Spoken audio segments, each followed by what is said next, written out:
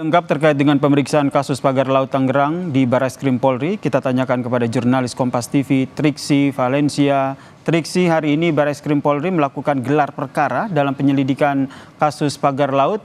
Lalu apakah sudah ada tersangka dalam kasus ini dan apa barang bukti yang menguatkan?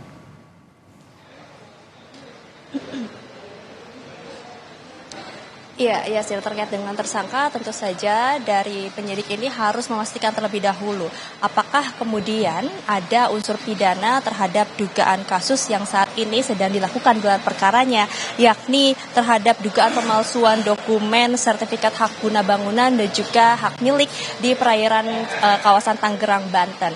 Nah, terkait dengan dugaan pemalsuan dokumen ini berbicara tentang penyalahgunaan wewenang. Nah, selain itu juga yang didalami adalah terkait dengan dugaan pencucian uang yang dilakukan pada saat penertiban dari sertifikat tersebut. Jadi ada dua dugaan yang kemudian saat ini sedang didalami oleh penyidik, di mana kalau tadi sudah disebutkan ada 7 orang saksi yang dilakukan pemeriksaan pada hari Senin kemarin, ini juga merupakan kelanjutan dari pemeriksaan terhadap saksi-saksi sebelumnya, yakni adalah dari kantor jasa surveyor berlisensi dan hingga Pemda Banten. Nah, kemudian terkait dengan apa yang menjadi bukti-bukti ini juga masih belum disampaikan oleh Dirtipidum Barreskrim Mabes Polri, yakni Brigjen Juhandani Raharjo, tapi dirinya memastikan bahwa dari gelar perkara ataupun juga hasilnya nanti pada hari ini rencana nanti akan disampaikan apakah kemudian statusnya ini akan dinaikkan dari penyelidikan menjadi penyidikan, termasuk juga menyampaikan siapa tersangka dari dugaan yang saat ini sedang didalami oleh para penyidik sendiri.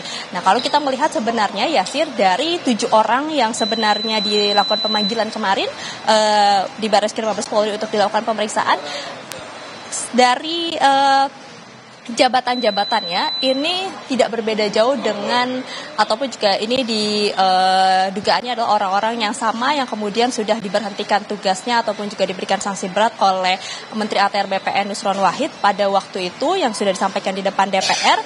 Nah, kemudian apakah dari lingkaran-lingkaran tersebut kemudian pihak kepolisi, petugas ataupun juga penyidik ini menetapkan tersangka dalam dugaan kasus tersebut.